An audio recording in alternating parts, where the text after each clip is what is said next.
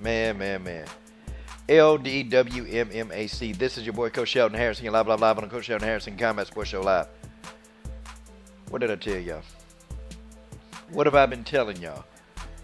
Guys, I've been telling y'all this. And guys, I've said that Macy Chiasson is in the wrong weight class. Macy Chiasson is not a bantamweight. She's not a bantamweight. You know, I'm going to tell you what pissed me off so much about the UFC. I'm going to tell you what pissed me off, okay? See, girls like Macy Chiasson, they get ruined, okay?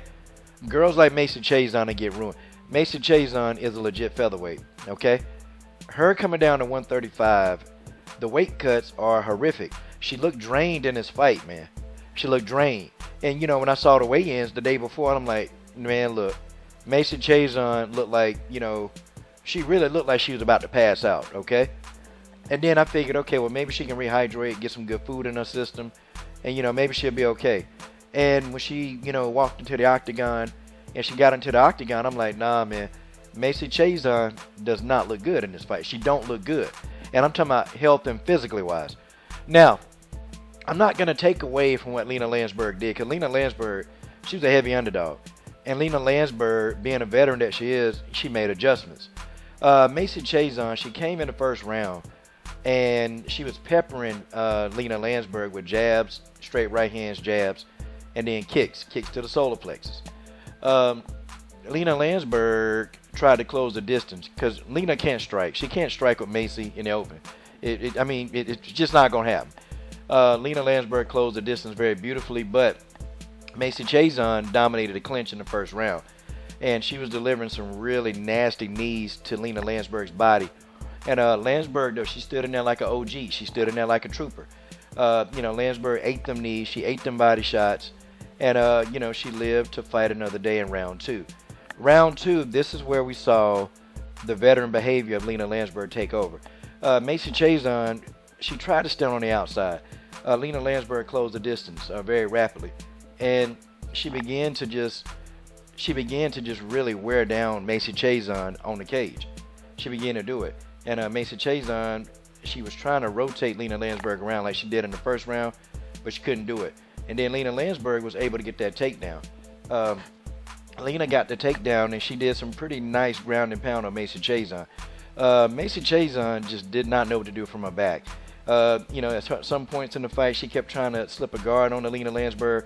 Lina Lansberg had no respect for the guard of Macy Chiasson, just no respect. And she just fought through the guard of Macy Chiasson. Then Macy was trying to, you know, set up for an armbar. She didn't really know what to do with that. And so she abandoned that, and she just felt content with just laying on her back. And Lina Lansberg made her pay for it. And also, too, in the clinch. See, people, even the announcers were missing. Lina Lansberg kept throwing these little short, really short, quick elbows. They were so quick, but they were effective. And see, this also gave Lina Lansberg a lot of breathing space. And it was crazy, man. Lina Lansberg, she definitely owns up to her name, okay? When you engage Lina Lansberg in a close quarters battle, she's going to slip those short elbows in there. And, you know, and Macy Chiasson, she kept trying to go for this takedown that just wasn't there. She kept trying to go for this single leg takedown, and the takedown wasn't there. And I felt like Macy just did not listen to her corner. Man, Macy Chiasson her corner, she got a hell of a corner. They told that coach, he broke it down. In 60 seconds, that coach broke down what the hell was going on in the fight. He told Macy, look, you know, you act like you in a damn gym, you know. You need to let your hands go. And then he said, if you can't get the takedown, if you cannot get that takedown, he said, abandon the takedown, go back into space, and let your hands go. Like the coach told her that, Macy was content and staying in the clinch with Lina Lansberg. And I'm sitting here like, you know, what did your coach just say? Like, what did your coach just say? And I know sometimes in the heat of battle, it just, you know, sometimes you can't think. You know, and I know a lot of people, I've been that way, you know, when I was boxing. Sometimes, you know, what your coach says and then you don't feel comfortable with it.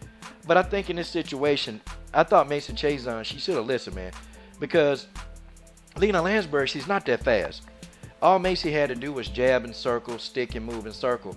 And, you know, made it hard for Lina Lansberg to close that distance.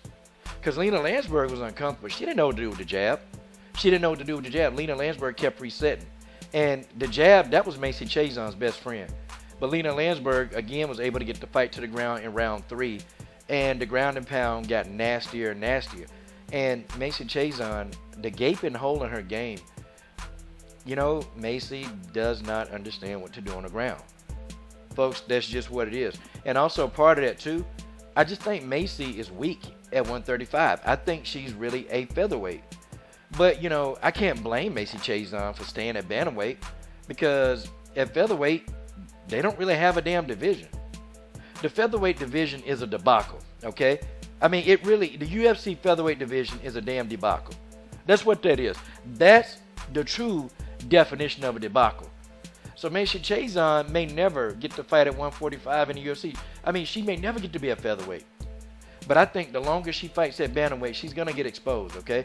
And I think Lina Lansberg semi-exposed Macy Chiasson. I think she did, okay? Macy Chiasson, you know, her ground game is just not there, okay? And, you know, you have people that they comfortable on their back. You got fighters like, you know, like Marin Renault, they comfortable on their back. You got people like Tanya Evinger, they're comfortable on their back, you know? You got these BJJ practitioners, man, that just love jiu-jitsu, and they don't care if you go and they get on their back because they're going to snap you and put you in a nasty triangle. Macy Chiasson don't understand how to execute a triangle. You know, she don't understand how to utilize her guard for an event. And like, she just, to me in this fight, it didn't seem like she understood what to do. And her making that nasty weight cut, that didn't help matters either. They got to do something about this featherweight division. Or fighters like Macy Chiasson who are fighting out of division, they're not going to get the wins that they're supposed to have. They're not.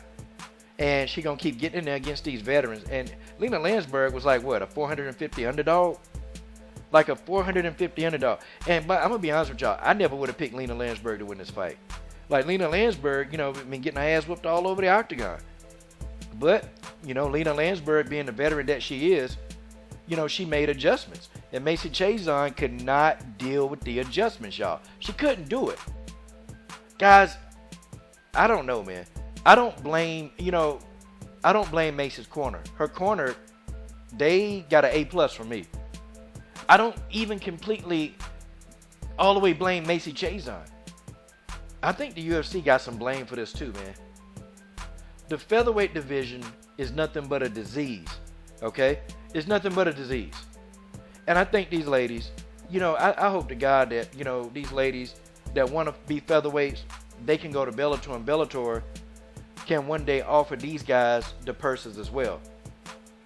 But that's just a hope and a prayer. They got Viacom, so maybe in 2020, 2019, Scott Coker get some of these UFC ladies, you know, after they last fight and try to bring them on. I mean, that'll be good, man, because, you know, I'm kind of disappointed, man. I like Macy Chiasson. She's a hell of a fighter. But, you know, I think part of it, too, the cards, they're really stacked against her. I don't know if you guys have ever tried to make weight or if you've ever, like, just cut weight. I'm going to tell you, man, cutting weight, it's like going through hell. You be in pain. Yeah, and it hurt. Cutting weight hurts. I don't know what anybody told y'all because you got some people who ain't never exercised in their life. They'll sit here and tell you, oh, man, they can't make weight. Well, making weight is hard. And especially when you're a bigger person and you got to cut weight. You try that. You go try that. And you see what happens. I'm done.